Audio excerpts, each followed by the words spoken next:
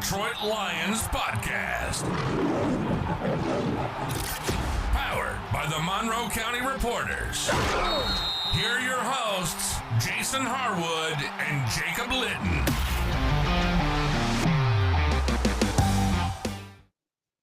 All right. Welcome, everybody, to another episode of Talking Grit. I'm Jason Harwood. With me is Jacob Litton.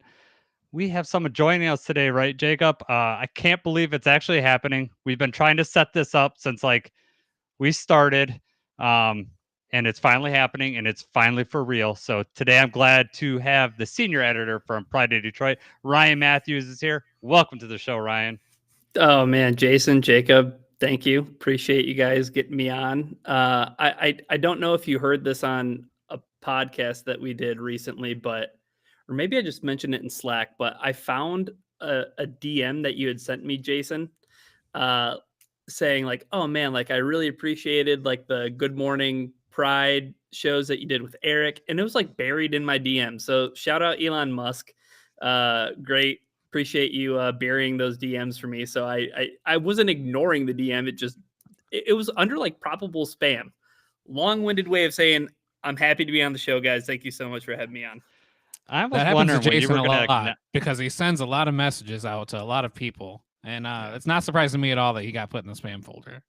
That's all right. Well, it depends on where it comes from. So to send you something, Ryan, you have to be like, you have to pay, like you have your account set up so that not everybody could send you DMs. So we had to have like a verified account or whatever to send you a note. So I sent one a long time ago when I had a verified account. And then, finally we had to talk to the big guy, Jeremy, and finally got your attention. So, Well, it all worked out.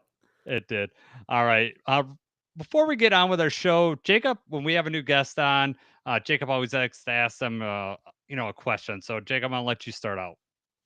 Yeah, I like to ask this to everybody. I want to know when you first became a Lions fan, or when you first started really caring about it, like on a week to week, fully breathing, living it, who was the quarterback of the Lions when you first really were into it? John Kitna. Okay. John Kitna was the quarterback of the Detroit Lions. I mean, I obviously growing up in Metro Detroit, the team that had my heart when I was young, I grew up playing hockey as well. So like the Red Wings were by far and away the team for me. Because you're 5-6 years old and you're a bandwagon fan. Yeah. Obviously it took some, coalescing, and it took some time with the Lions, but I have vivid memories of that Sean Rogers return for a touchdown against the Broncos, and that was it for me. Then I had the bug, and then I was a Lions fan week in and week out. So John Kitna, shout out John Kitna. Yeah, nice. Sean Rogers with the oxygen mask on the sideline afterward. That's right. That's right. Yeah, was that 6-2 to start that season and finish 7-9? Oh, Ouch. Stop. All right. Hey, so my question for you, and I'm just kind of curious, what is your game day watching habits? Like what, when there's a Lions game day, what, how do you get ready and what do you do? It's kind of changed over the years. Obviously, like I started working for Pride of Detroit when in 2015, the 2015 season. So at that point, I was living by myself in an apartment. I was just going to school. I had a job as well. So it was pretty low key and chill. Like I could just watch the game on my own accord, wake up, do my own thing. If I had to work, I had to work. There were some games that I had to work, like the Philly game, the snow game, the Snow Bowl. Huh. I was working for Coca-Cola, and I remember, having to kind of like catch the game on the TVs in like the Meyer section, electronics. Yeah. But yeah, so it kind of varies, but like it's changed over time. And now that I have a family and everything, once my wife first got a dose of like that football was like not just a recreational thing I was doing, like it was a legit job and like a source of income. That was a bit eye-opening to her, because it was like, oh, like you need to watch a Lions game. I was like, no, I need to watch the Lions game. Like I have a podcast, like I write and I edit things. Like I have to be knowledgeable. I have to, like, I'm sorry, but like we are gonna have to like plan some things around like when the Lions are on. It's gotten a little hot under their collar sometimes. I mean, clinching the NFC North on Christmas Eve. Like she's trying to pull me out of the house, and I'm like, this game is not over yet. Like I cannot go to your parents' house yet. There's been some moments like that, but for the most part, it's really low key and chill. It's kind of a bummer sometimes because I don't get out to like see games with my buddies as often as I would like to. But it really just kind of depends on, when we're recording the podcast or, how in tune I need to be in terms of like game day editing or things like that. So it kind of varies, but for the most part, we're going to get into it here in a second, but like thinking about some of my favorite moments so far from the Dan Campbell era, some of the ones that stand out are the ones where like I did get to like sneak away and I wasn't like, Nice. watching from a TV.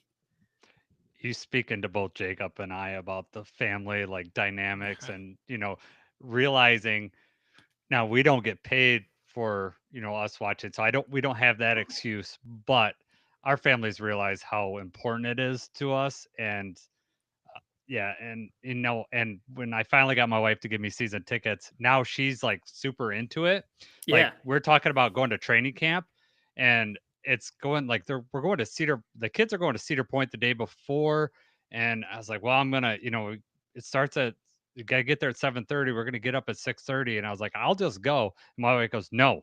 She goes, this is like one of my favorite parts of the season because I get to be really up close to the players. I was like, oh, she's that person now. All right, I don't have to tiptoe around season tickets anymore. This is for real going to happen. So maybe you just need to get your wife like getting a crush on Aiden Hutchinson or something, and then she'll be all about it.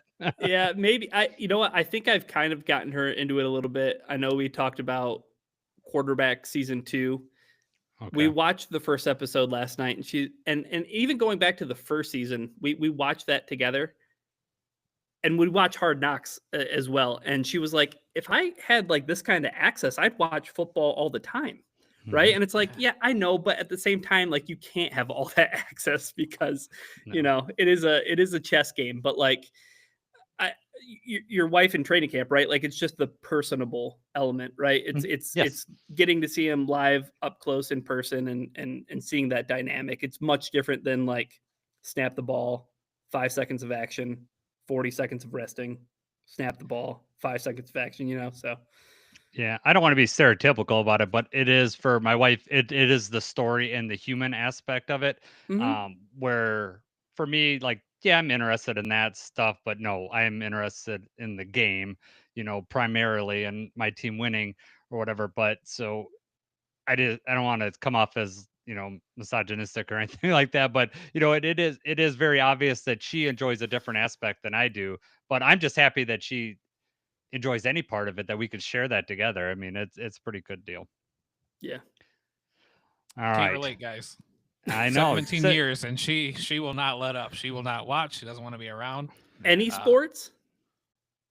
Yeah, really. Well, I mean, if we go to the game, she's okay going to the game. She's okay, like, getting food and everything. The environment, she likes the environment. That's cool. But when it comes to watching on TV, and especially like you guys, when you're trying to plan around, like, hey, we can't do this right now because the game is coming on. It's bad. Tough. Well, it's and tough. She's one of those, like, we have to make trips to every single pumpkin patch that's like in within a 20-mile radius, and that's right during football season, and it's just constantly like. And I'm a Wolverines fan too, so that's at noon on Saturday most of the time. So I've got limited time to play around with this. Yeah. Constant battle that I don't think will ever go away. Oh man, you got to figure this out. I mean, I got the 2 boys that are so into sports, so my wife either goes with it or just won't see us. All 3 of us will be just watching Red Zone or whatever we're doing on Sunday. So I'm sorry, Jacob. We'll have to work out. Well, now she's got the baby girl, so now they go do their own thing. They take their naps or whatever during Red Zone. That's why you had the 4th kid. You're hoping to get that girl to just work that out. It's all part of your master plan. I was like, finally. Well, that's a roll of the dice, brother. Yeah, right. Oh my God. They go to Target on Sundays. I was really hoping the last one would be a girl because I was thinking, is Deanna going to just keep trying until she gets that girl? You're going to have just man. have to I get was a bigger content house. after 2, and then after 3, I was like, 3 is good. 3 is cool. We'll be fine with 3. I had to have that 4th. Yeah, But you know what? no Meant to Phillip be. Rivers. No Phillip Rivers creating your own football team over there. Yes, right. No. No, that's over Okay. Yeah. for sure. Congratulations. Yeah. After the third one, I asked Jay, I'm like, you know how this is happening, right? You know why this keeps happening. You just need to stop it. All right, man.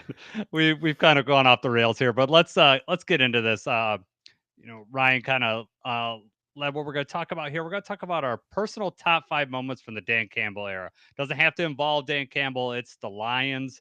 Just what, since the opening press conference on, what's our top 5? And when I, broach this topic with them, it's your personal top 5. So it's like something that for me, it's like stuff that I really remember or resonate with me. So Ryan, we're going to start with you. We're going to start off with number 5. What do you got for your 5th? Okay, so I always cheat when we do these things. So mine is technically two moments, and that's fine. Okay. So it's our show. Why are you telling me it's fine? No, I'm just messing. Because you'll enjoy both of them. That's why. Okay, good. Okay. Week 5, 2021. It was the Lions' heartbreak loss to the Minnesota Vikings, and Dan Campbell's emotional post-game press conference where, he said, quote, "You want it for yourself as an organization and for all of us, but you want it for the players. They're out there busting their ass. It's tough when you see your players give all they have and you lose that way. It's tough. You don't want that for them." That was a moment that really resonated with me as a Lions fan, just for all those years of Matt Patricia.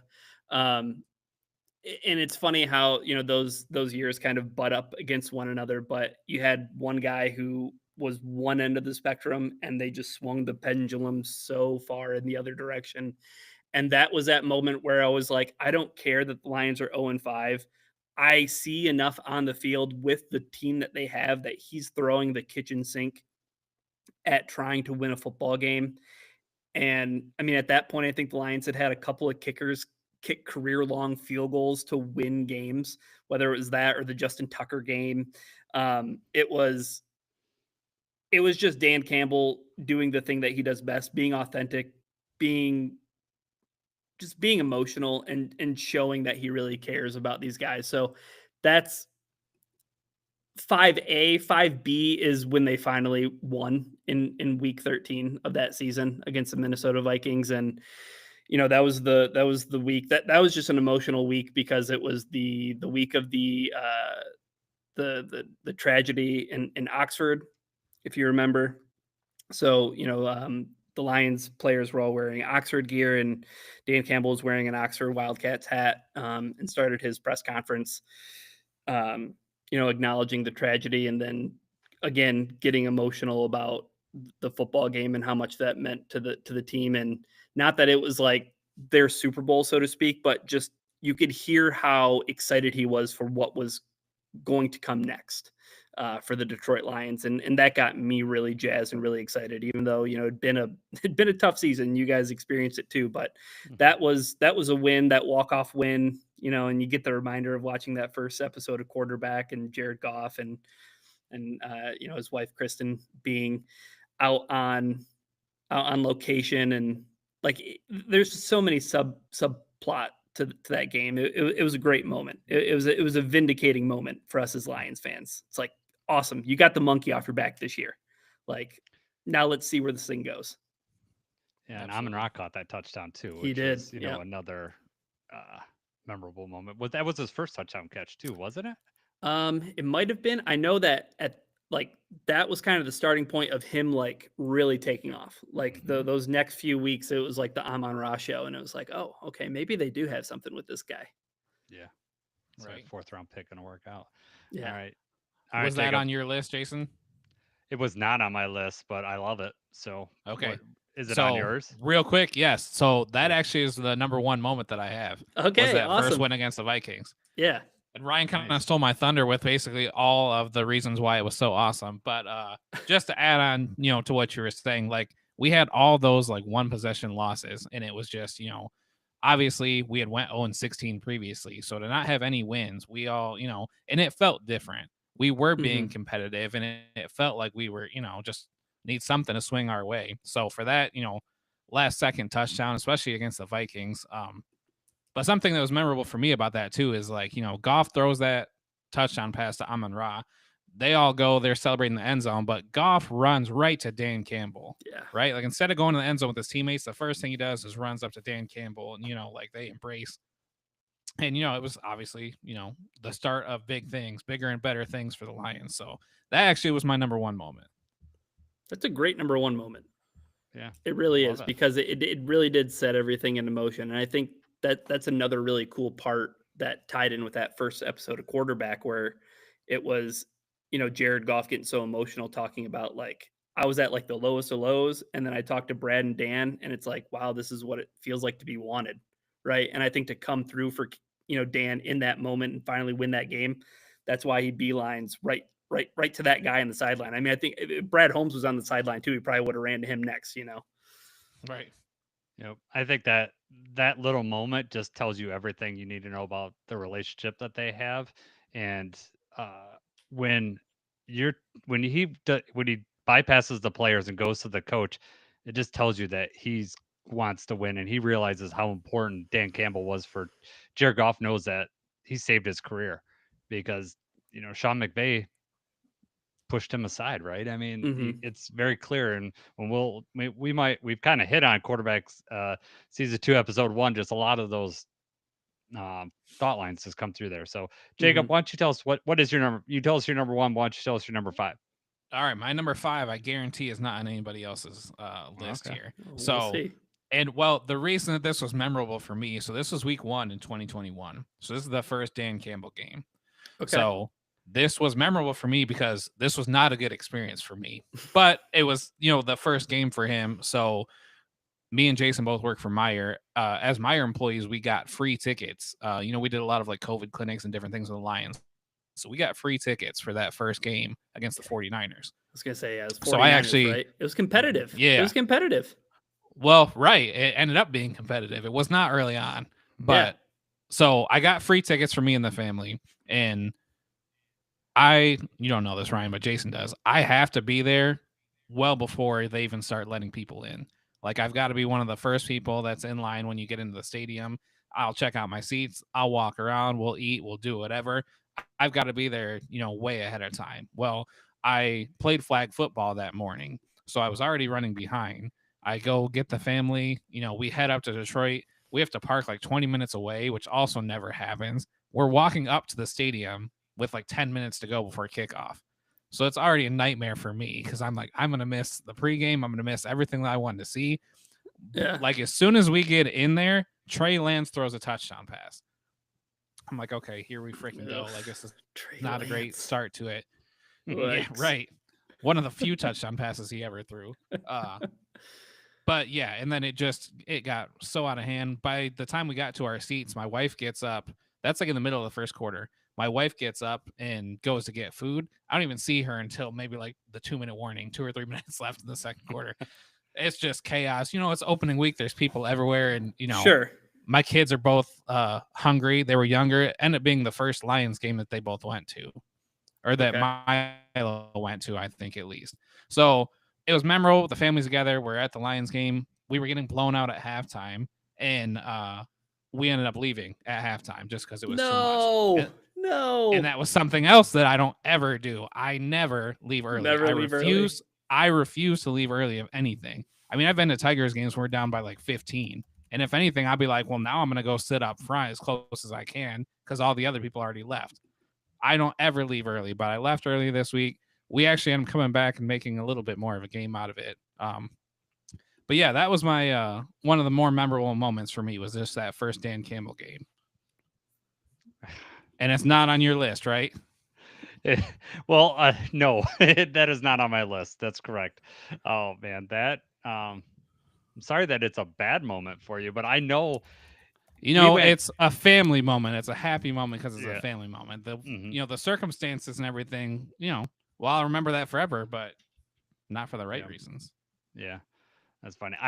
I like to get to things really early too, Ryan. So when Jacob and I went to training camp last year, and I didn't really know that about him last year that he liked to get things early, and I like to I want to be I don't want any stress like getting to an event. I just want to relax into it. So I was really worried. I was like, I like to get up there early, and Jacob's like, no. So when we came up with the time, he probably wanted to leave a little bit earlier than I did. So it was good. It worked out well. Sorry that you had a bad experience there, Jacob. All right. So mine is I'm going to go with a similar type thing that you just had. The first game that I ever took my boys to was the Lions win against Minnesota.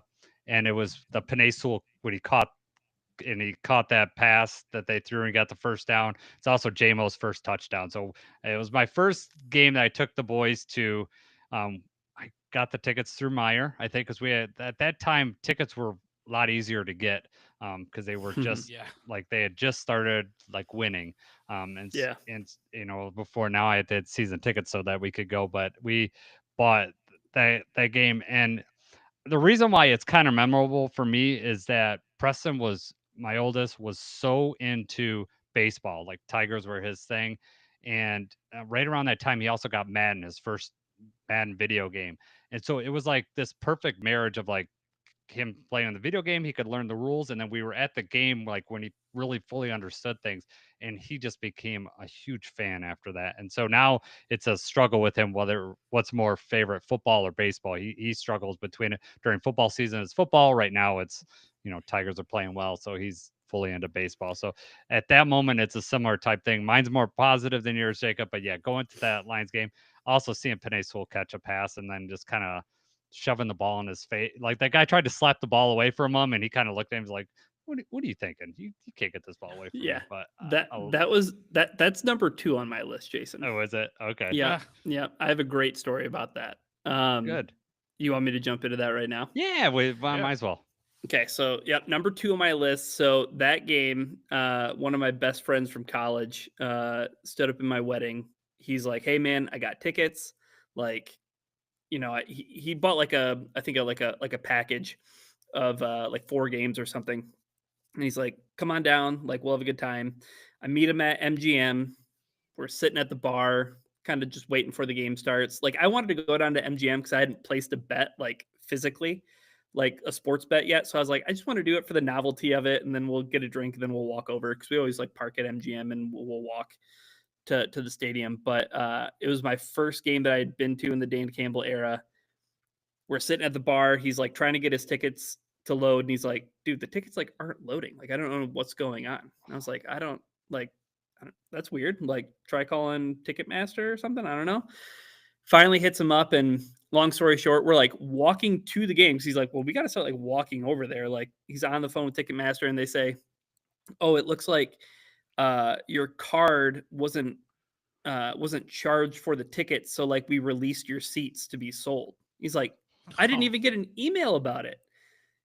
He's like, what happened?" He's like, the card didn't work, Ticketmaster said. And he's like, because the expiration date had expired on his credit card. So like it had charged him like throughout the season, and then when they went to go pull the money for those last tickets, like they were just whatever. And so we're just like standing in line. We're like, "What do you want to do?" He's like, "I don't know. Like let's go to like let's go to the box office and see like if they have anything." And it's like they had standing room, and it was like I think it was like $90 a pop. And it was like, I don't know if I want to spend $90 to go to this game. Like I know we're already down here. So we both look at each other. We're like, all right, here's what we're gonna do. We're gonna put $50 on JMO to score the first touchdown, and we're gonna go to this game. And if he hits, then the tickets are paid for. And we had like a great time. 41-yard touchdown pass, Jameson Williams. Like we're in the corner, and we're like, we're not even, we're like in the standing room area kind of. And I see him break on that pattern, and I'm like, throw it. And like, it was magical. Like it's one of those moments where like, and we were freaking out, and the Lions were in the midst of like that run where it's like maybe the playoffs. Like, and I remember just like the Penei Sewell catch. I ended up sitting with Morgan that game. Like we snuck down because like the people next to him like weren't there for the season tickets, so we like sat there for the majority of the game. It was just like one of my favorite moments, honestly, of like being a Lions fan. Not even just Dan Campbell era, but like it was all the sweet spots, Jason and Jacob. It was all the Jameson Williams, gambling, football, like it was just all coalesced. So yeah, that's my number 2 moment. Oh, that's awesome. That had a lot of layers to that story. I love it, man. That's good. Right. Yeah. That was more than just mine. Oh, good moment with my kid. But No, that does not trump that. I am looking forward to that moment with Teddy. yeah. Yeah. Yep. Yeah, and it like I didn't think, to be honest, step outside and talk a little something different. I didn't think it was coming with my kids, to be honest with you. They just didn't seem to really like sports when I was younger, and or when they were younger, and I was like, all right, well, I wasn't someone that pushed them into anything, but it just kind of naturally happened, and there's a lot of minor litter with family things in mine, and so yeah, I hope that that it's magical for you too, because it has been for me. It's some tears have been shed at Lions games just because I'm looking over at my kids. So, Yeah. um, all right, let's go to number 4. What's number 4 on your list there, Ryan? I'll keep it short and sweet, but it's the Hard Knocks episode. The I got a plan. I swear to you, all I think about is you guys. That's all I think about, man. Like that was just one of those early moments where it was like, okay, like he's not the meathead. He's not the biting kneecaps guy. Like that was his introductory press conference where he was probably just on the spot and got a little bit out ahead of his skis. And then you see that moment in Hard Knocks and it's like genuine. And you can tell that it's not just a feeling or anything. Like he talks about like, the data says this, like we gotta put pads on, we gotta go live, we gotta hit, we gotta ramp our body up for the physicality we're gonna face. And it was just, again, it was just one of those moments. And he caps off that quote and he's just like, I just need you to trust me. And then it's like, let's just be better tomorrow. It's like, okay, like, yeah, I'm all in on this guy. So that's why, when they're 0-5 and he gets all emotional, it's like, nope, I'm still on the Dan Campbell bandwagon. Yeah, I think we've all been there with Lions coaches, right? Like we're like, I always bought in when we got a new coach, right? It'd be like, okay, this is the guy that's going to turn it around. And, whether everyone bought into Dan Campbell at different times, I think that, and there's still some people that think he's a meathead, or don't like his risky decisions. But at some point along the line, we realized this guy's different than any other coach we've ever had. And whether that hit you, it hit everybody at different points where it's real. Like I know at the beginning I wanted to believe that it's real, but it's at some point I believed, oh, this is actually real, and this is what it's like to have a real football coach and a real team that we can all root for. So, all right, Jacob, Definitely you're agree. number 4. I actually, the one that Ryan had, I had on my honorable mentions because I have a different Hard Knocks moment, but that's a little bit later on my list. Number 4, I have the last week in 2022 at Green Bay. So that was when we knew we weren't going to make the playoffs. We didn't want Green Bay to get in. That was when Jamal Williams had set that record and had that speech after the game. He's like, we're the Detroit Lions, stop playing with us. Kirby picked off Aaron Rodgers to seal the game and get Rodgers out of Green Bay. So that was just a memorable moment for me. Yeah. Awesome. It awesome felt like Dan another Campbell thing where quote too. Yeah. Where he's sidelined and he's like, we just don't want those guys to go. It's like, right. Oh yeah. You're just like you're just like me. I hate the Packers too, Dan. Yeah. Right. That's my number 1, Jacob, right there. Oh yeah. So mine specifically, if I pinpoint, because the whole game is memorable, and at the end of it, like for me, SOL died at that moment. Like for me personally, like I don't know if it's for everybody else. For me, I thought this is real.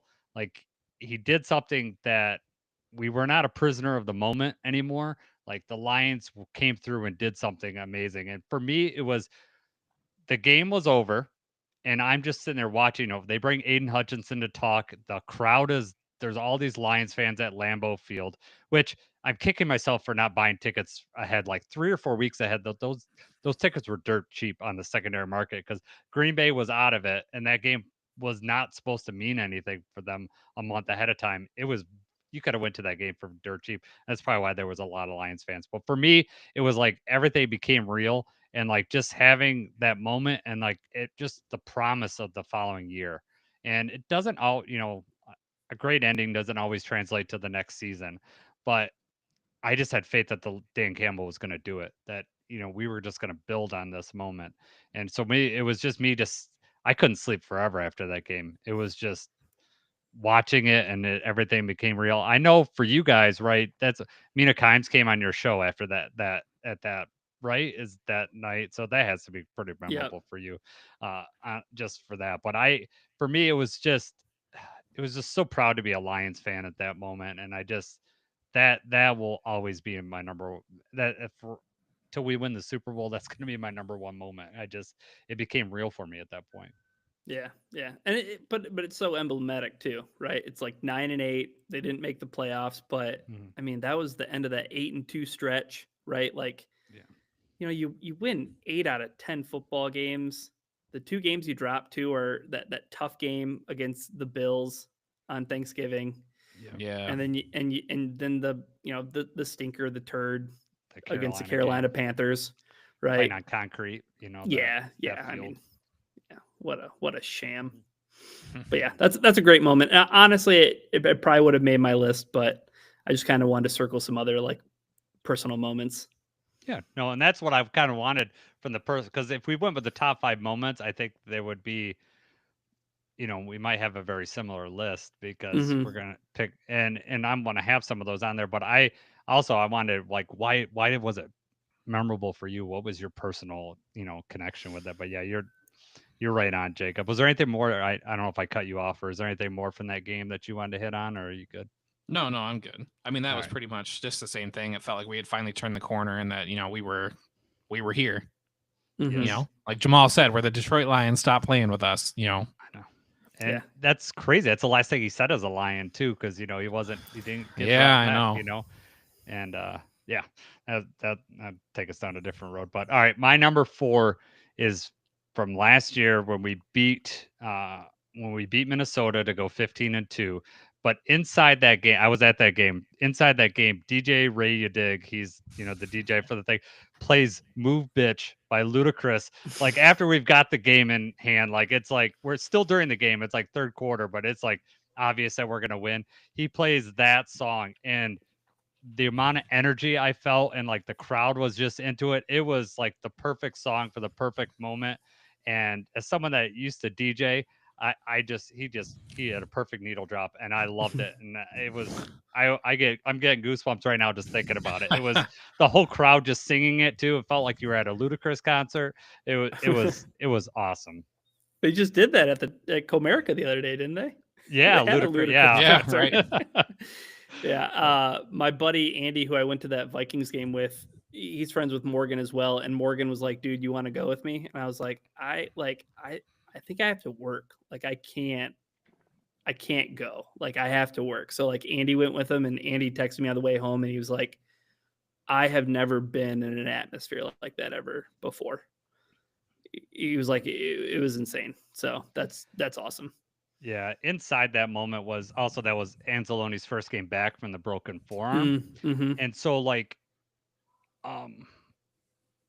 before the game, like I get, like Jacob said, I get to the game like really early. So I'm like there right when the gates get in. So they show Alex coming out of the tunnel early on for just warm-ups, and the crowd is already filling in, and it gets really loud and just like super energetic. And yeah, I mean, that could have been a separate moment, just because it felt, in the way that game went, it felt like, oh, Alex is back. Everything's all good, right? We're going to handle this. And we don't need to rehash what happened 2 weeks later, but it was just, we won the division that game, 15-2, best record ever, getting the number 1 seed first time as the Lions. I mean, all that happened, but yeah, that just the needle drop from DJ Ray Dig was perfect. So that's mine. Number 3, what's your number 3 there, Ryan? Number 3 is going to be week 1, 2023, going into Arrowhead. I mean, pick whatever moment you want from that game. Be pick 6, Patrick Mahomes as a rookie. Mike Tirico giving Lions fans infinite fuel to hate his guts. Yeah. Yeah. Which is ironic because he's from Michigan, right? And like he should be like. Yeah, he's from Ann Arbor, I think. Yeah. Yeah. So, yeah. Well, yeah. Yeah. So, I mean, that game, though, that was the game where it felt, to Jacob, your final week 18 of 2022, that Packers game. When that game ended, while it was jubilation, it was like, when does next year start? Like, I want next year to start tomorrow. Like, Right. that offseason felt like it took an eternity, and it felt like the Lions had everybody's attention. And then they get Kansas City Thursday night, week 1 to kick off the NFL season. It was like, there's no bigger game. And then they delivered and they followed through on it. And it truly felt like, okay, like it wasn't all just like pixie dust and imaginary wishes all off season long. They are for real. They are for real. And that was just a great moment. I mean, I remember Jeremy did like an impromptu. He's like, we're just getting on Twitch and I'm just screaming and celebrating and like we're just having a good time. And I was like, I got on there. I think I was on there for like 2 minutes. I like got onto Zoom and I was like, I just want to say that was the best moment of my life as a Lions fan. See you guys. Yeah. And then I just left like, yeah. So that was an awesome game. Is that on your list, Jacob? That actually was not. That is a really good game, really good moment though. Was it on yours? It was like up until like 2 hours ago, and I kind of moved it off for the DJ Ray dig, but it goes with that the Green Bay thing. Like this is for real. Like we just beat the Chiefs, and who just if won you the remember Super Bowl. early in that game, Dan Campbell goes for it on a fake punt, right? And then we go down and score the first touchdown of the NFL season, that thing. And then also the many non-call false starts that happened in that game. It just felt like, my goodness, yes. Right. It felt like, oh, this is, what's going to happen to the Lions, right? There's some stupid, thing that is obvious to everyone, but it doesn't get called or whatever, but the Lions still persevered. And even that, Mahomes still had a chance late in that game, and just his receivers couldn't hold on to the ball all game, and then which led to the BB's interception right after half, right? Because like Kadarius Toney drops that ball, and BB his first game ever as a pro, flashing what we're going to expect from him all the time now, just superb defensive play. Yeah. Oh yeah, Juwan Taylor getting an early start off the snap. Yep, I remember that. Wasn't even that. I mean, it was the early snap, but he was also lined up behind the center. So basically it was an illegal formation. Yeah. Yeah. And then the following opening game, the following year, Baltimore got called for 5 false starts in that game. And it felt like if the Lions hadn't been winning, it would have been a spit in our face. Like how I would have felt previous, oh, they're just making it a sham, but the Lions were winning, so I wasn't as angry. They did start calling more illegal formation, and they've been calling offsides on the offense. Like after that game, and they never did that before. Oh yeah, it was so blatantly bad. And it's also just how good Aiden Hutchinson is, right? You got to line up 3 yards behind the line of scrimmage just to block that guy. Yeah, it's true. Yeah. All right, Jacob, number 3. So this was my Hard Knocks entry. This was the Grit speech on Hard Knocks. So I think this was at the beginning of the episode. So it's like one of those things where it's just like the production of the show too. In the middle of the speech, they kind of start playing the music and everything like that, leading into but this is when he first is talking about, because they had grit already. Like grit was the motto before, but this is when he's on Nationals Hard Knocks. He's talking about what grit means, and he says doesn't matter if you have 1 ass cheek and 3 toes, I'll beat your ass. And but I just really like the end where he's talking about the water, and he's like, we'll tread water as long as it takes to bury you, and then it cuts off into the right. No, it was just got me fired up. Yeah, that's a great quote, man. Those are in my honorable mention. Just a bunch of Dan Campbell quotes, and those 2 are in there. I mean, just you understand why the players want to play with that guy, right? Just is unbelievable. Yeah, the one, not a Dan Campbell quote, but a Dan Miller quote was the lead into that Minnesota Vikings game. He was talking about you got to get comfortable with being uncomfortable, Lions fans. Yes. And that's one of that's why that moment is even bigger than it was. Did you guys check out the sights and sounds of the 2022 Packers game? Yes. It's so cinematic. Like, it's so Yes. good to go back and watch that. Jeremy just talked about how he's like, whenever I need to like get up for like the football season, like I just turn that on because it's everything. It's Lambeau. It's cold. I know what's about to happen. Like Mhm. Yeah, it's like right. goosebumps every time. It's not as suspenseful. Yeah. No. It's just a good feeling. Yeah. It is, and it's going to be even better when they win the Super Bowl and look back at like Oh. this is the moment. Like it's going to happen. I just feel in my bones. All right, my number 3 is the iffy interception to win the first division title with in the Minnesota game. Thanks, Uh, Nick Mullins. Oh, yeah. I mean, you could say whatever you want about the pass, but I'm just telling you, you had mentioned it earlier. It's Christmas Eve, right? That's Christmas Mhm. Eve. We're watching it with my whole family is all Lions fans outside of my brother who's a Dolphins fan. And he is, he just kept saying the whole game, they're going to blow this. They're going to blow it. They're the Lions. And so, like, I'm sitting there and my stomach is hurting. Like, I might spew because I'm just so nervous. Like I could just see it all falling apart, and I'm like, they lose this week, and then what could happen? And when he intercepts that ball, I fall to the floor, and I was like, thank God! Like I'm literally on the floor. My whole family's there. They know what type of person I'm in. It's not a shock to them that I'm doing this, but I was just like, and I was like. Excuse me. So I went upstairs, like 'cause I was thinking I might throw up, but I calmed down and I was like, they won, and they won the division, and that was the first time since '93. I was 13 years old the last time they had won a division. Now I'm a grown adult with 2 kids with a 13-year-old of my own, and Yeah. so like it was just like this whole like I just felt like vindication for the Lions winning that, and it was it was a very emotional moment for me. Yeah. It's a great game. Love that Yes. game. Yes. Oh, that was yes. My stomach was in knots. So, all right, Ryan, what's your number 2? Have we hit it yet, or Yeah, I can't number 2 remember. is that the Vikings game Okay. in 2022. Number 1 for me, Yeah, go ahead. it's a wild card win over the Rams. Mm-hmm. I mean, I remember the garage I was in. I remember the propane heater because it was the coldest day Oh God, in yes. like the history of Michigan. It had to have been. Yeah. It truly felt like it was setting up to be the old hell has finally frozen over because the Lions are winning a playoff game. I mean, I remember what the garage smelled like. I just remember seeing red the entire time. I remember it was the first time that I really wanted the Lions to like inflict pain upon Matthew Stafford. And I mean, even the shot that he took from Lee McNeil, that it was dirty. Like Yeah. it was kind of a late shot. I felt no remorse. I was like, yeah, serves him well.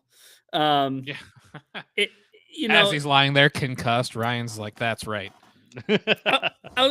At that point, it did kind of feel like a by any means necessary moment. Like something felt so much different while I was watching that football game, where it was like, and funny enough, like that morning, I just remember sitting on my couch and the pool hall junkies movie with Christopher Walken, where he has that speech about the lion and watching it on National Geographic. Mhm. And I tweeted that out because I remembered that clip from so many like years before, and then come to find out like the next week, like Dan Campbell played it for the Lions before the Tampa Bay Buccaneers game, where like all he did was like play it, and then the lights came on, and he's like, "I'll see you guys tomorrow." So part of me is like, I want to take credit for that. Maybe that got pushed along onto his Right. desk somehow. But I just remember the emotions of like waking up and just it being the longest day ever, right? And it was so cold out, and it felt like it was never going to get there, and then it finally got there, and your stomach's in knots. Like the Laporta touchdown early, like the Lions don't back down from being who they are. They're going for it on 4th down. They score that, and like the back and forth, and Puka Nacua, like he had our number that game too, and it was just yeah. I mean, that was what we were all waiting for, right, guys? Mhm.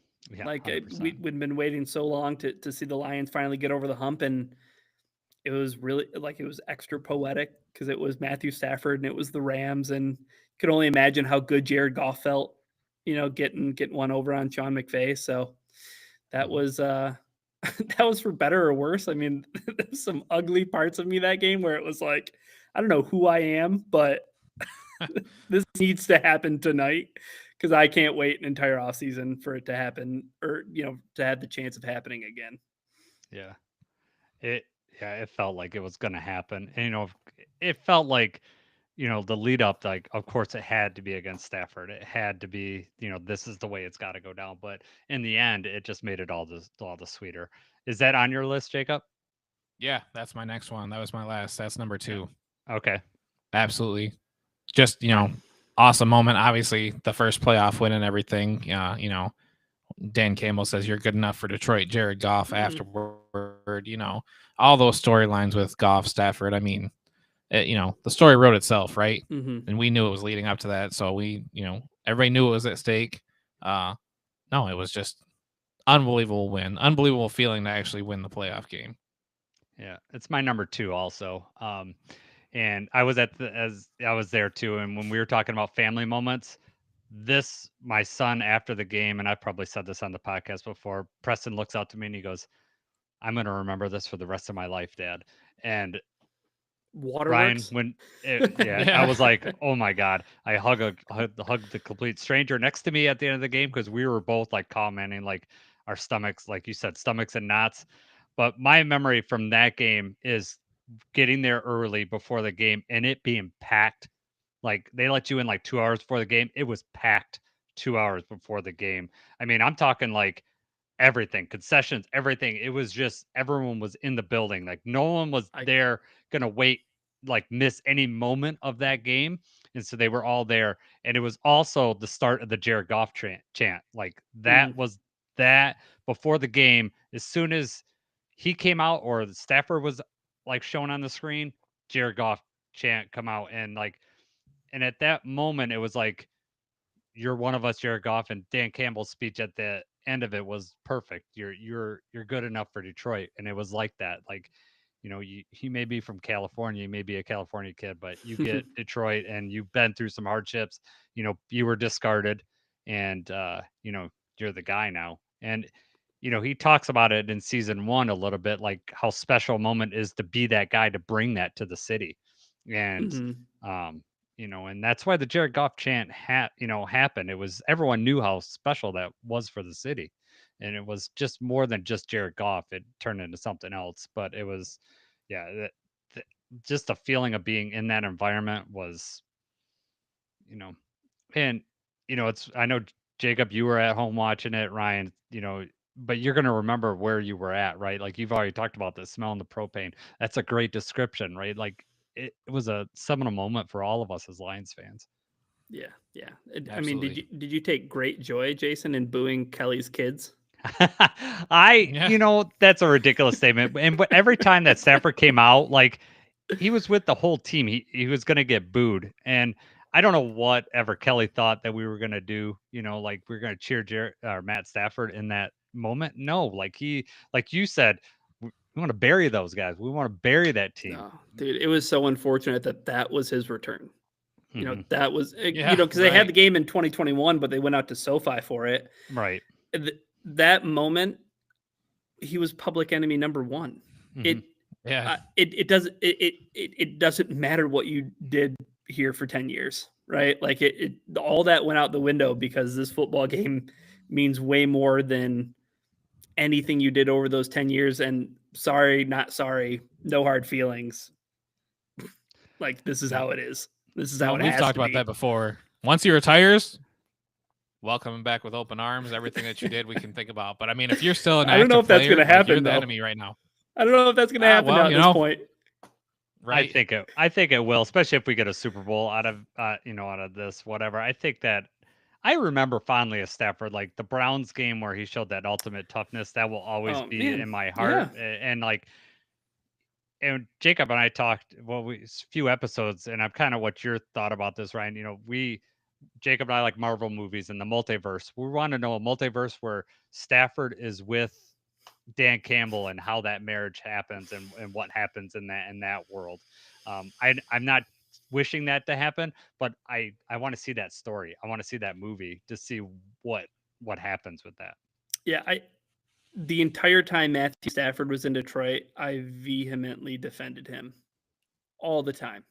Like, he was my favorite Detroit Lion from the moment he was drafted to, the moment I even understood why he wanted to be traded. I got it. Like, there were no hard feelings when he got traded, and he wanted to go accomplish the greatest feat that anybody can accomplish in the NFL. So that's why there's no hard feelings about that 2023 wild card round. Yeah. Ryan standing over Stafford saying, I used to love you, but I want to bury you now. Liam, knock him out. You were the chosen one.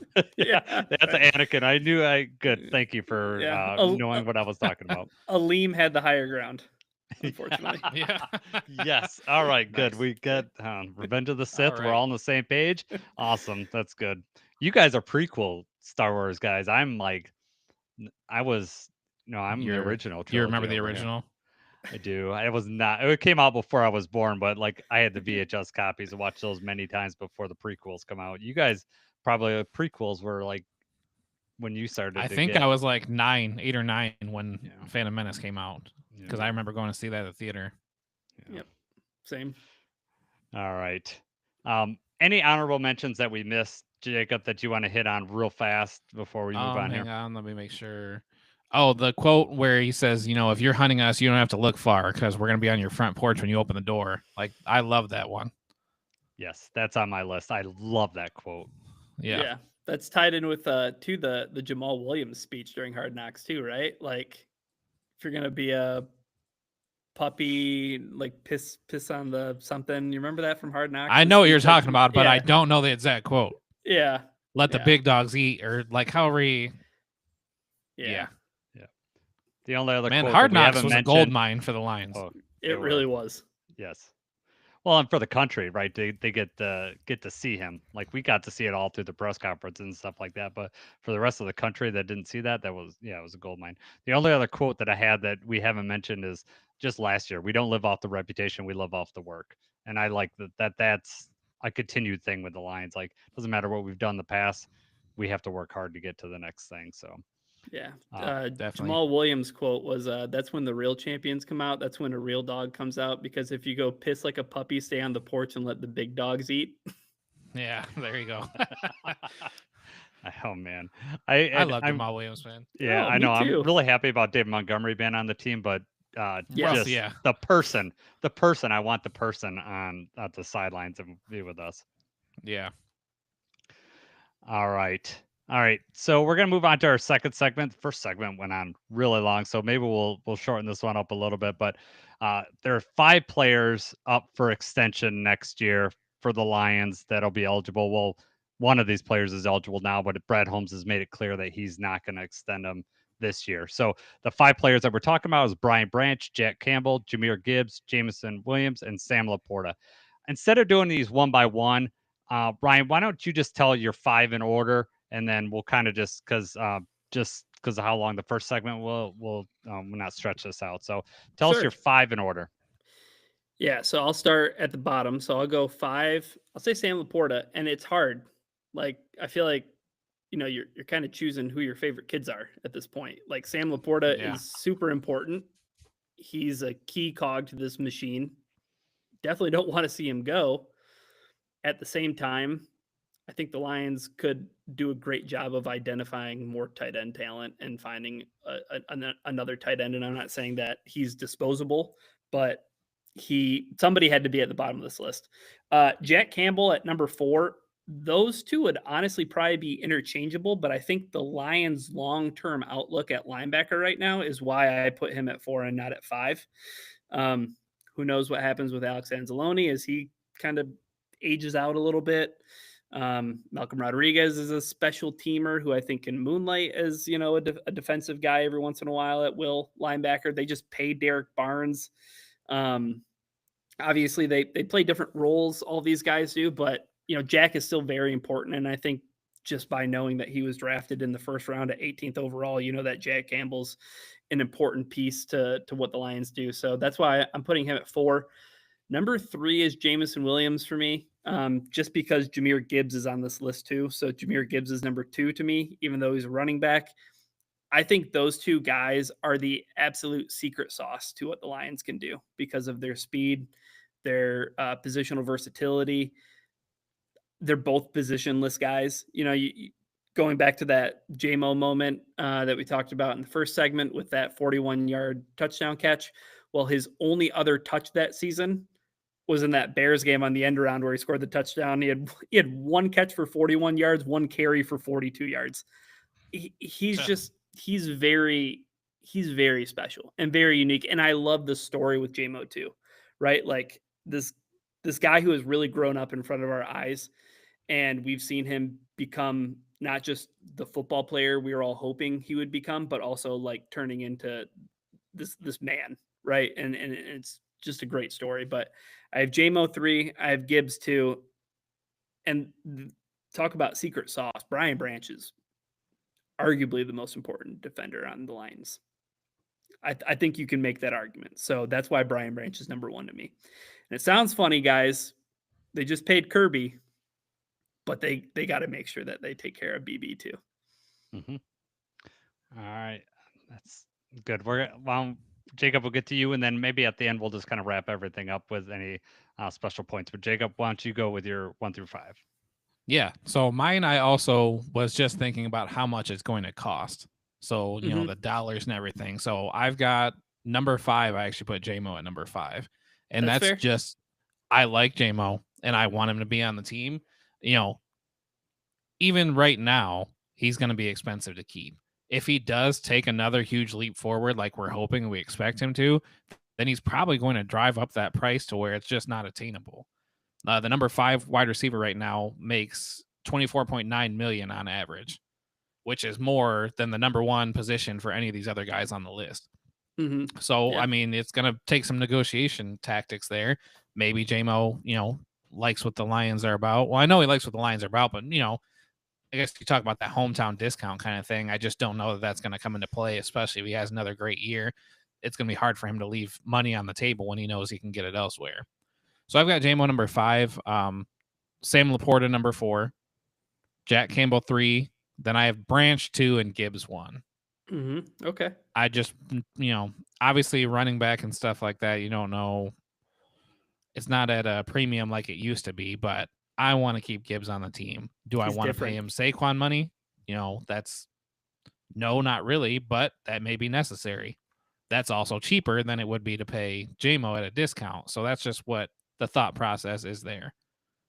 Yeah, that's kind of how I factored in JMO being 3 and Gibbs being 2 as well, Jacob, where it's like, I would rather just spend more money on Gibbs because God, is that dude different?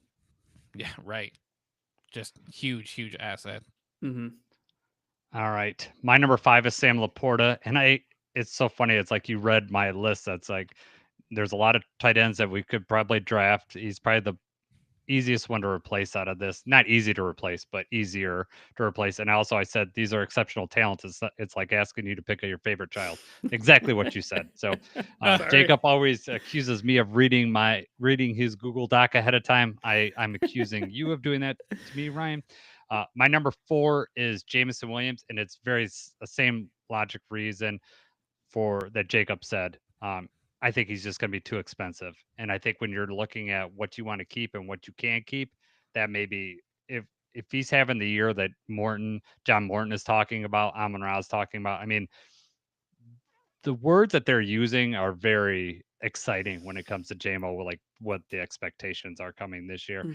And like the fact that he's turning into a leader, he's asking all the type of questions. And when you said that, Ryan, you were right. Like the maturity that he's taken each year is a great story. And I'm hoping that it works out for him, for the Lions this year, and then for him just as a person.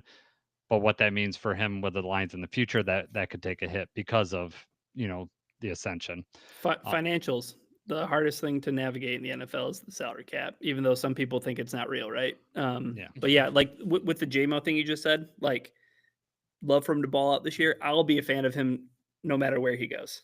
You know, Mhm. it's kind of like how I feel. I don't want to mix in baseball talk, but same thing with Scooble. Like, I love Scooble so much. If the Lions Yeah. don't, or if the Tigers don't pay him, I'll hate Chris Ilitch with a burning passion. Yes, right. Just You can mix please, in man. all the baseball talk here. We are Yeah. huge baseball fans. We do so that no. all the time. Yes, no, you're with like-minded fellows here. My number 3 is actually Jameer Gibbs, and the reason why I have him on this list is that he was a first-round pick. So if we don't extend him next year, we have the 5th-year option. So we got him for 2 more years. That's why maybe like we don't have to necessarily extend him next year. And also with a running back, it kind of dropped. Like I'm just so worried with an injury with him. If he loses any of his speed, that's going to really hurt. But he's also a franchise candidate for me. Like I think these running backs, they have a shelf life. Although the way the Lions used Gibbs and is not as a primary back may extend his life, so he may not fall in that category. But that's why he's at number 3 for me. Yeah. My actually number 2 is Jack Campbell. You kind of mentioned it for the linebacking position with the Lions. If we lose Alex, I really want Jack in that spot because he's just going to be able to take over the defense. If Jack keeps ascending the way he is, he's going to get really expensive. So I want to extend him early. And if we can, he's got the 5th-year option too. So like they could kind of extend him how they did Panay and how they assume they're going to do with Aiden, and they'll like be able to spread that cap hit over with that 5th-year option. The extra So that's year, that's kind of why I put Jack Campbell in that area. But my number 1 is Brian Branch, and just because outside of Aiden, he is the best defender on this team. I think Aiden's number 1, but I think Branch. And what's crazy about Branch is he's a great safety, but he could also be the number 1 nickel in this league if that's what they chose to do. And so like he is so useful to have anything. And if we could start utilizing him to rush the passer more and start utilizing that skill, I'd love to see that. So I don't want Brian Branch to leave this team. He's my guy. I gotta have him. Yeah. I don't have the jersey up back there. Usually, sometimes I'll have the jersey hanging up back there. I did that when Tom Grossi was on the show, Ryan. I put Yeah. Brian Branch back there, and he caught on. It was a great moment. Turn the knife. I love it. Yeah, exactly. So Every week though, it's like, how the heck did he fall to the 2nd round? How did everybody pass on him? dude, I know. And what's great is we traded up with the Packers to get him. So we not only the Packers needed a safety that year, and we got him for the Packers, and he's turned out to be, he's just fits his team like a glove. It's just unbelievable. That draft is just turning into like this amazing. Yeah, it's great. Home runs. All right. I think we're gonna skip the last section just because we've went on so long here. Let's talk about QB season 2 really quick. Anything that stuck out with you that we haven't mentioned yet, Ryan? I think I'm all the way in on Joe Burrow. I think he's cool. I think he's so cool. I'm sorry. I'm like totally into it. So I'm way in on Joe Burrow, and I've only watched the first episode. Yeah, that's where I'm at. Jason tried to wear that suit with the back on it, and they threw him out. So yeah, I got dress coded at work, man. They were like, "Get out." Yeah. So I mean, Joe Burrow's super cool. Kirk Cousins. It's just going to be tough to watch that train wreck. Like I haven't watched any of the other episodes, but I know it's just going to go downhill in a hurry. And my wife's comment when I turned it on is she goes, "We needed another like year of this guy. What did we need like more Kirk Cousins for?" And I was like, "Well, you'll see."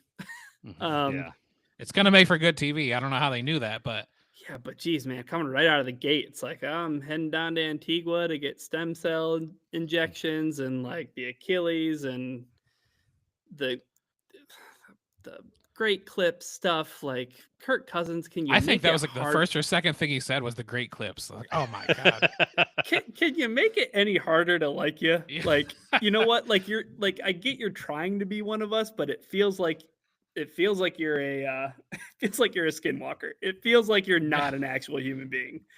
Like, and then he's like a Spartan. yeah, I know it's tough. The golf stuff though, the one thing I'll say my takeaway from the golf stuff is I don't know what it is, but like I just like seeing men be vulnerable and seeing them cry and seeing them be like unafraid to be honest on camera like that. Like I didn't know that was part of Jared Goff. Like he seems so milquetoast. He seems so bland.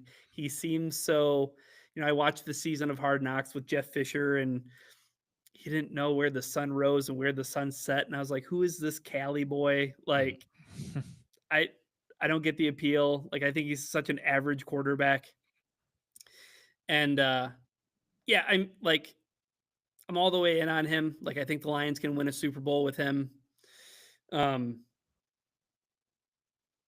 I'm intrigued to watch more of it. Like I came away, my expectations exceeded in terms of like how interested I am to continue watching. Like I sped through receiver. Like I only really watched the Amon-Ra parts because I was like, I'm not interested in like any of these other guys really. And with this one, I was going to have the same approach. I'm like, I'm going to speed run it and watch the Jared Goff parts. But I watched that first episode and I was like, yeah, I'm going to watch the rest of it. So, and I was not expecting that. When I first turned it on, guys. So pleasantly surprised. I'm happy I have something to like help get me to training camp. Yeah, right. Yeah. Well, now, what about you guys? Would you watch it, Jacob? Or I did. I only watched, I think, the first episode, maybe half of the second one, but I'm all for it. Like, really, anybody that they put on there, I definitely am into it and like watching this kind of stuff behind the scenes and everything like that, especially because this does a little bit of that like outside stuff, but it's a lot of the actual games and like, different sights and sounds and clips of the games. So I like that it's not just all stem cell injections and stuff like that. It's a lot of the game and their reaction during the game and different stuff like that. What I'm not looking forward to is having to watch the Washington game. The receiver thing with Amon-Ra, we had to watch the 49ers thing, knew it was coming. It was hard reliving it, and just something I'm dreading during this show. Yeah. I think it's a good show though. I didn't with Amon-Ra, by the way. I didn't watch that. I didn't watch the episode with the 49ers stuff because I can't read. You did not? No. Yeah. It was not easy. You smelled propane. Right. Is that what you're saying? It smelled propane that day? I feel like that's a whole other story I could tell you guys about that conference championship game. But with that 49ers game, I can't go back to it. With that Commanders game, I don't mind. Like I feel like the 49ers game, they just drove a stake through my heart. Everything else I feel impenetrable now at this point. Like I don't feel like I can be hurt again.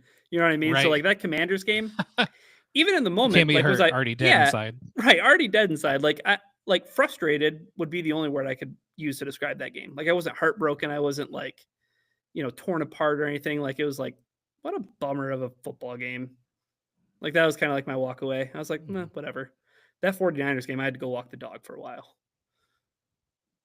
Yeah, we talked about that actually on the podcast because Jason felt like the Washington game was tougher at the time. I think maybe the recency bias. I don't know. Do you still feel that way? Because for me, it was always the 49ers heartbreak.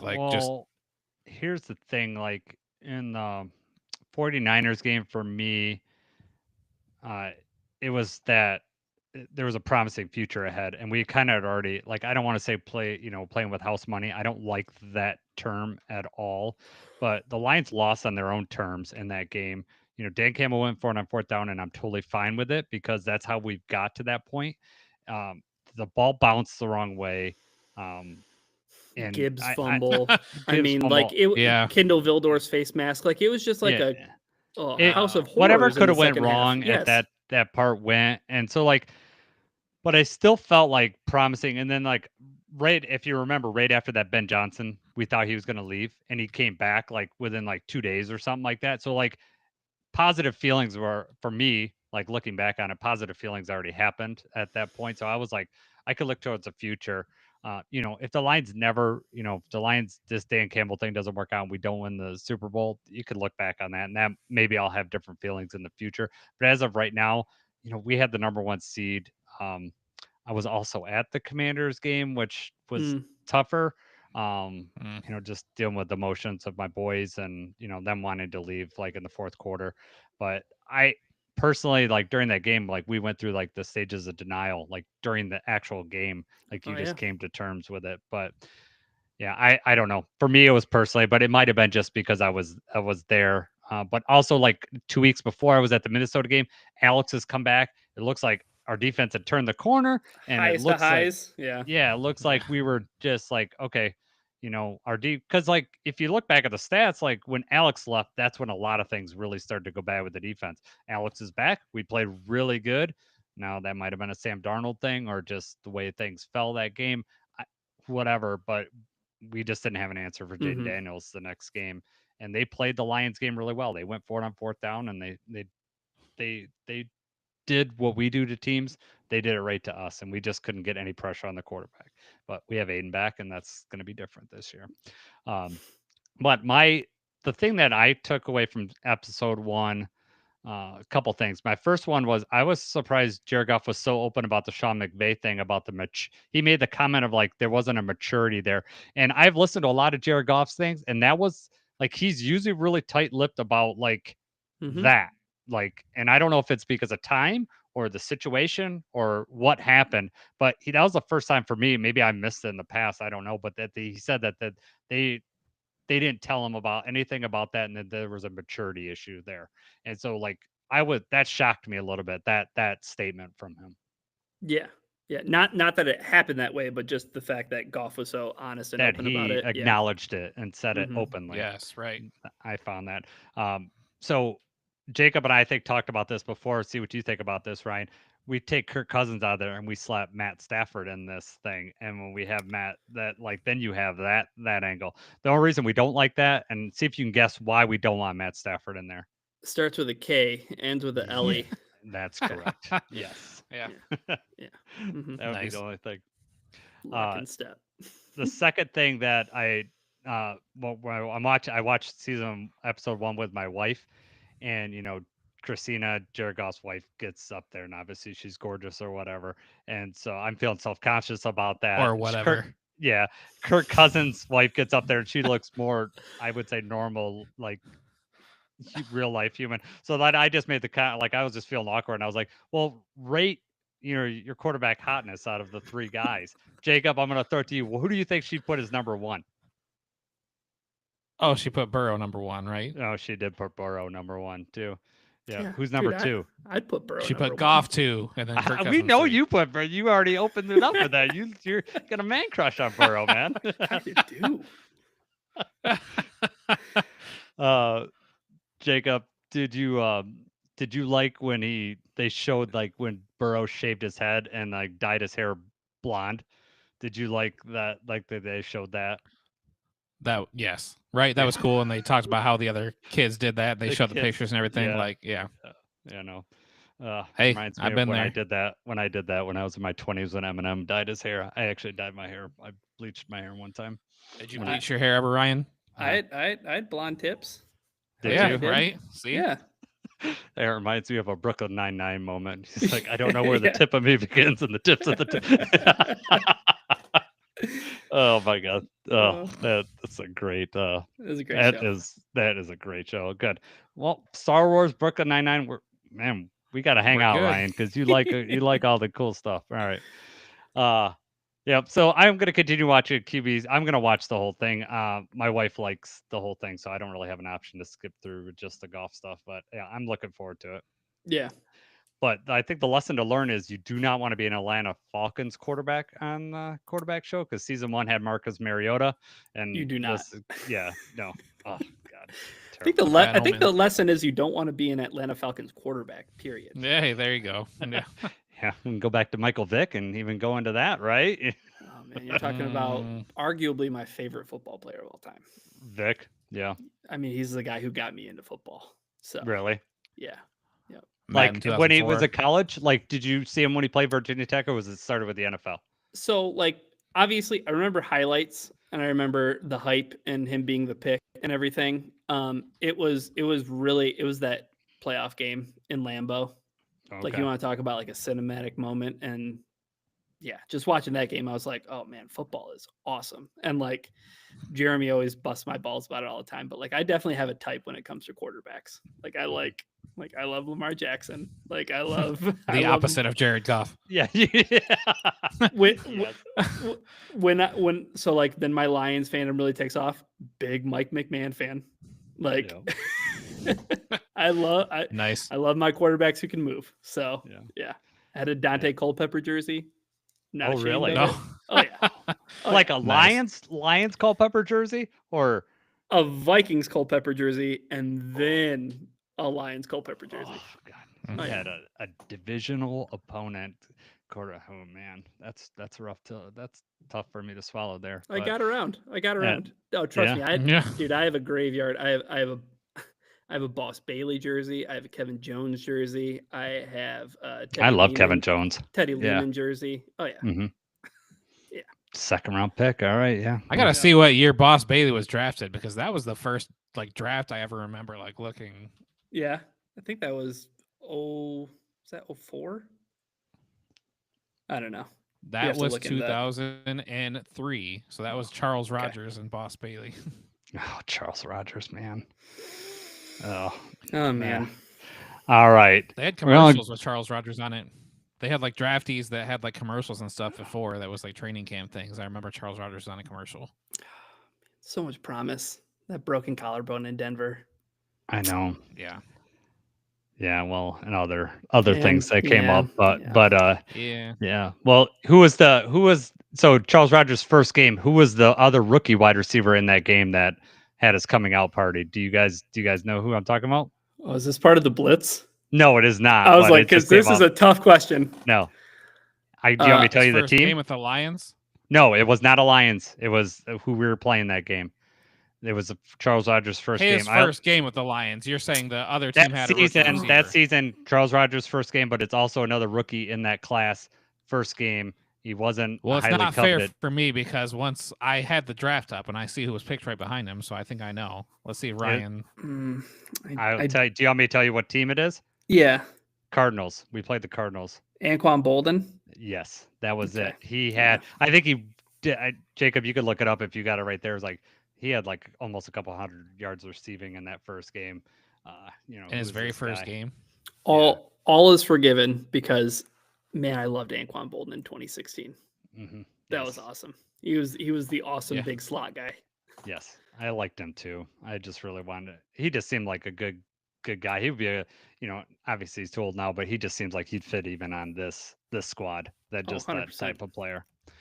So, all right, we're gonna get into the Honolulu 10 Blitz. catches, 217 yards, NFL record. Boom, yes, and yeah, I don't know. I think I had a Survivor League that year, picking teams, and I think I picked the Lions because they were playing the Cardinals, and I think the Cardinals lost, so I was right out on that one. But that game is burned into my Nice. memory, and Quan Bolden just tearing it up. All right, let's get into the Honolulu Blitz. So give me a second here. It's time for the Honolulu Blitz. All right, put Ryan on the hot seat here so this one's I want you to name. I want to see how many of the Lions top 10 all-time receivers that you can, or receiving yard leaders. I want you for the Lions. I'm going to give you 3 of them because they're way before your time, and frankly, they're before my time. So number 5 is Gail Cogdill from 1960. I hope you weren't going to guess him. Mine. Oh man, sorry. Yeah. Number 7 is Charlie Sanders, a tight end, and number 9 was Mhm. Leonard Thompson from 1975 to 1986. The rest of the guys are guys that I think that you would probably be able to get. So I want to see how many you can get on this list. So Okay. go ahead.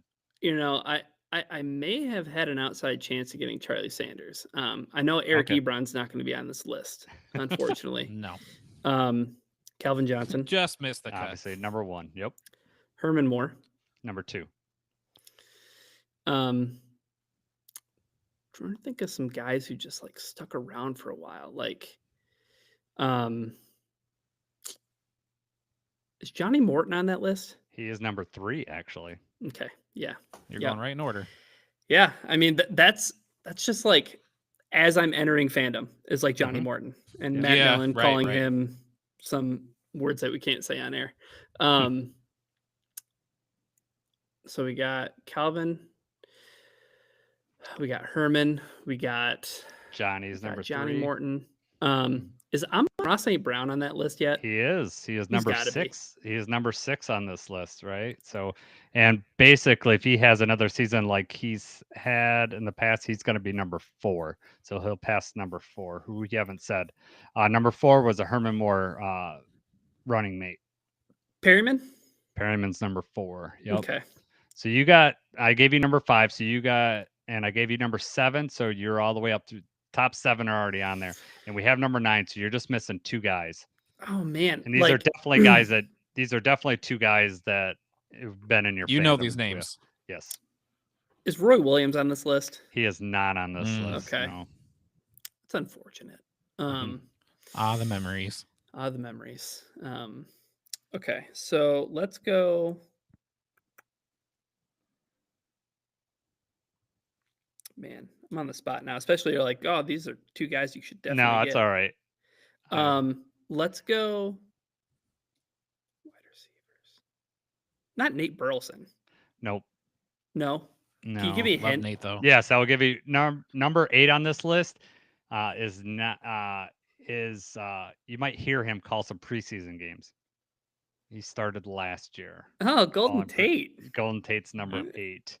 Oh man, yeah, he caught a lot of passes when Yeah. he was here. Yes, he did. And yeah, so he is, as far as yardage was down, but he was a yak machine too. Like Oh I yeah. liked him on our team. He like his floor every game seemed like it was gonna be like 60 yards. Like if Golden Tate had less than 60 yards, the Lions got blown out. I know. Yeah, right. When he was, when Calvin and him were running or whatever, you just Yep.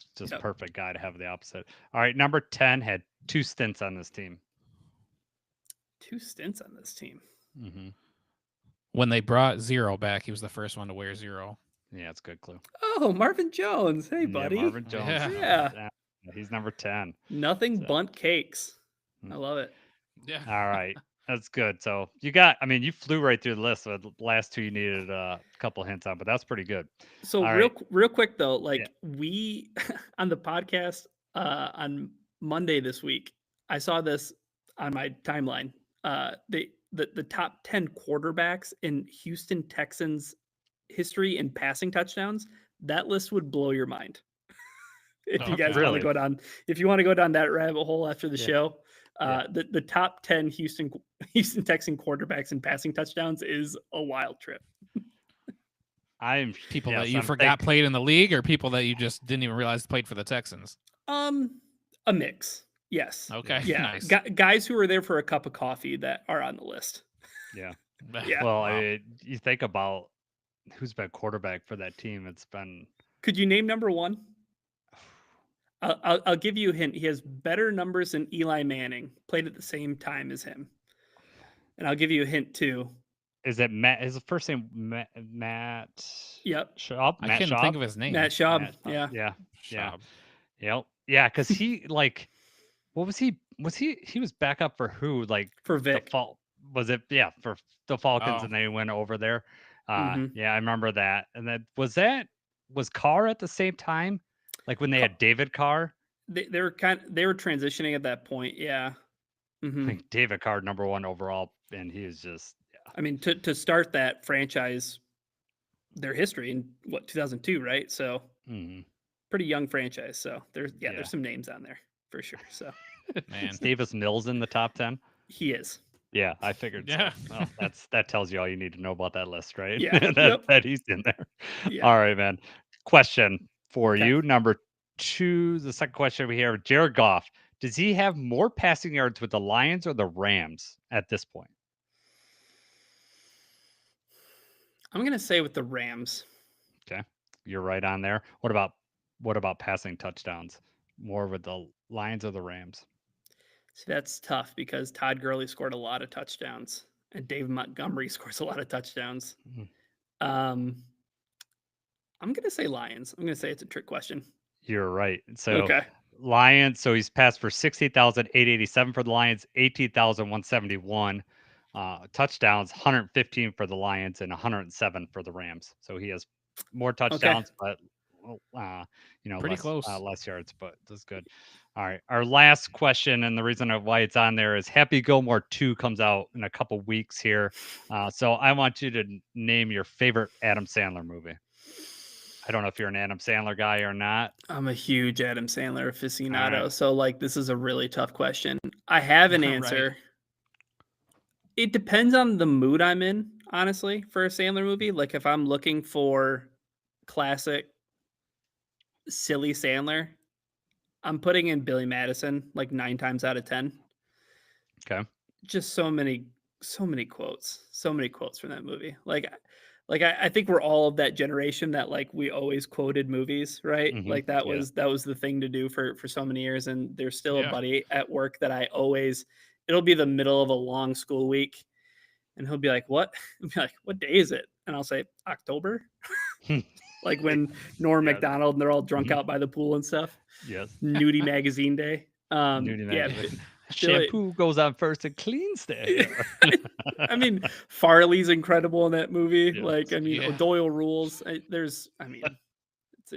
movie. If peeing your pants is cool, consider me Miles Davis. Davis. Yeah. Love it. Yes. Yeah. All right. Yep. All right. that's So it. if you're yeah. not in a funny mood or you're not in the Billy Madison mood, what would another choice be? I'm gonna watch Click and I'm gonna cry at the end of it, and probably even harder now that I'm a dad. Okay. I knew you were gonna say Click. Yeah. Yeah. When you Don't- asked the question, that's because Yeah. it's such a great movie, No. and it is like you find yourself, it sneaks up on you, like, oh god. Yep. Yeah. Yeah. Christopher Walken is awesome. Love Christopher Walken too. Like that movie just pulls at your heartstrings. But I also love how unhinged Uncut Gems is. Uncut Gems is fantastic. Oh my God. Mhm. Yes. Yes. Yeah, What about you guys? Yeah, Jacob. What's on your list here? What were you about to just say? Oh, I thought you were about to say a movie. I'll No, say 'cause something in a for minute, me, but go ahead. Go ahead. For me, Waterboy. I really Okay. like Waterboy. I like The Longest Yard. I like the football ones. Yeah. Yeah. I just have had JJ watch the Waterboy. I have distinct memories of the Waterboy, like renting it on VHS and watching it and being like, I should not be allowed to watch this movie. Right. Yes. Have you seen Uncut Gems, the one that Ryan mentioned? No, I had started to watch that movie and I had never finished that movie. And I Oh my forgot God. that movie existed until he said it. No, That's you gotta watch. That's an anxiety attack. Dude, yes, waiting to 100%. happen. That's what I was about to say. Like you're shaking through the whole thing. Yeah, the direction in that movie is amazing. Like it is just fast paced the whole thing, and you're just like you want to root for this guy, but you're so scared, and you know that people like him exist too. That Oh, just 100%. bet and just like well. The one movie that you guys haven't mentioned that I really like, and it's probably along the lines of Click, is 50 First Dates. I really like that Adam Sandler great. movie. Yeah, there's some really funny parts in There's that movie. so many but good Sandler movies. There is, yeah. Oh, tons of them. I mean, Punch Drunk Love is awesome. Mhm. It's such a bummer that Grown Ups wasn't made when it was originally supposed to be made, where Kevin James was supposed to be Chris Farley. Yeah. But I mean, even Oh, those yeah. movies, like I teach my senior class that I teach is lit and film, where we do a lot of cross analysis with literature and movies. And every once in a while I'll throw them a bone and be like, all right, we're going to watch a movie. You guys vote on it. And I'll send out the Google form. Overwhelming response last trimester was we're watching Grown Ups. Like they love Grown Ups. They love Adam Okay. Sandler. There was a Spirit Day that they had for like homecoming where it was like dressed like Adam Sandler. And like I've everybody's seen got those before. the oversized basketball shorts and the huge shirts, that he wears when he plays pickup basketball. I guess I didn't realize that resonated with like high school kids at all. I think that's like, that's like Billy Madison to me, right? Or, Mhm. Yeah. Waterboy or Big Daddy. Like, I mean, come on, Big Daddy's an awesome movie. Yes, Big Daddy is. My kids are getting to the point where I could start watching some of those, and Preston's 13. I did show him Waterboy, and he couldn't understand Adam Sandler's accent in that movie or whatever, so we had to watch it with subtitles. But Oh, he loved that movie. I was worried that he'd get embarrassed during you show me your boobies and I like them too. But it's like he's right at that age. So I'm not sure, but yeah, he loved it. It's Yeah. like those movies, some of those movies are so sacred, like the Big Daddy. Obviously, I can't show them Billy Madison yet. Happy Gilmore. That when you show like you show them your kids, you're really hoping that they like them, as opposed to what are you thinking, Dad? What's hurting your feelings? Cringe. Like, oh man, this is so cringe, Yeah. Dad. Yeah. My kids have done that to me. They've ruined movies. Some of them are good, some of them not so good, and I just have to deal with it. I told Jason Back to the Future. I showed them Back to the Future, and they were like, "What the heck is going on?" Like they were like, "His mom is hitting on him in Back to the Future." They're like, "What?" And right. And then I can't explain it. I'm like, "Well, you know what? It's a good movie. Yeah, right. Don't read too much into it." Yeah, you don't have anything else to say other than Analyzing it. Shut up. I like it. Right, exactly. Right. It's like I can't come back. Like I don't know. I mean, yes, it's weird. I guess I didn't think about it. Yeah. Well, what I think, Jacob, is really weird that like even when everything gets rectified and like he comes back, Biff is still at the house like buffing the car. The guy tried to rape the mom and he got caught, but yeah, they still invite him over to the house. Like I never thought about that until you mentioned about the whole incest thing. Like I was like, well, that is really weird. Like They wouldn't have cut him out after that. It's like, he tried to rape my mom, but we show him who's boss because he's got to wax the car twice. So I had a real quick. I know we're just off the rails at this point, but like I also had this moment defending Beetlejuice, like to somebody who's like around my same age. They're like, "Oh, I'd never seen Beetlejuice," because like we were on our way back from the state track and field meet, and we were just talking about like trying to kill time on the way back from Grand Rapids, and we're like, "Oh, like who's your favorite actor?" And like I have a really soft spot for Michael Keaton. I love Michael Keaton, and I was like, I love Beetlejuice. Like Winona Ryder was my first crush. Just everything about that movie is just, it's awesome. It's so good. It's Tim Burton at his best and everything. And she's like, yeah, I just watched that for the first time, and Beetlejuice is like a pedophile. I'm like, what? He's like, well, he's super into Winona Ryder. And I was like, okay, also Beetlejuice is the villain. He's the bad guy in the movie. So like, it's okay that he's a pedophile because he's the bad guy. Like, like don't try to do that with my movie. Like, right, they're ruining the nostalgia. Yeah, They're making you think about it. It's like I don't want to have to think and analyze this. It's good. Just watch it. Yeah, and rationalize it. Like, oh, I'm sorry you suck at watching movies and you don't realize that Beetlejuice is the bad guy in this movie. You're missing the point. Yeah. Oh yeah, come in with your rational thoughts. I don't like it at all. No, yeah, I don't like when people crap out my movies. They're my movies. I cannot get my kids to watch Karate Kid. I want them to like that so much, but they will not watch Karate Kid, the first one. Not that I've tried, but like, have you gone like the Cobra Kai route and like try to work backwards? Yeah, that's what I think I might have to do. But I think at this point that their feet are firmly planted in the ground because they saw how excited I was about it. And then like, so now it's that just ruined like a thing. It's like, we're just gonna, no, I don't want to watch that stuff. And, I showed them Goonies, and that to me, Goonies is like one of my all-time favorite movies. And they did like that. So I was like, okay, I can go on with my life. And my kids actually like Back to the Future. Maybe they're the weird ones, Jacob. I don't know, but my kids like that. Right. They just looked right past the whole incest thing. Well, they thought that was weird, but they're just like, okay, that's right. Movies. It's weird, but we're just moving along. We're going with it, right? Yeah, exactly. we'll appease Dad. But all right, Ryan. We've went off the rails. We've had a great time with you. Is there anything you're working on over at Pride of Detroit? I know that you got a new host over there, Miko, who's been on the show. So congratulations on that. I know shouts out to Miko. Yeah. We're super excited to have Miko be the host. He's full of energy. He's super enthusiastic, and he knows how to run point. And he was a natural person to fill in for Chris, and the big shoes that he left. So we got the podcast going on. That's always trucking along. We're gonna do a show later this week because we realized that we ran out of time. We've been kind of list casting various offensive positions, and we just got finished with O-line, and then we realized that training camp's in like 2 weeks, so we still have to like fit in a training camp preview. But we're doing a show later this week ranking the NFC North defenses. So we're gonna do that, and then we have training camp preview coming up, and right now we're kind of finishing up our roster preview, where we're going through and profiling each of the players on the roster. I've written a few of them. You can go check them out at Pride of Detroit, but everybody does a great job with those. They're pretty comprehensive. They kind of walk you through like what were the expectations they had before the season, how do they perform during the season, and how do they fit in this team moving forward, kind of thing. So it's been really cool to look at some players and see where they were and where they performed and where they maybe didn't perform so well and what the expectations are. It's getting you ready for the season. So I would definitely recommend checking those out if you want, some good fodder to get you through this tough month. The beginning of July is tough, and it's like you're waiting for training camp.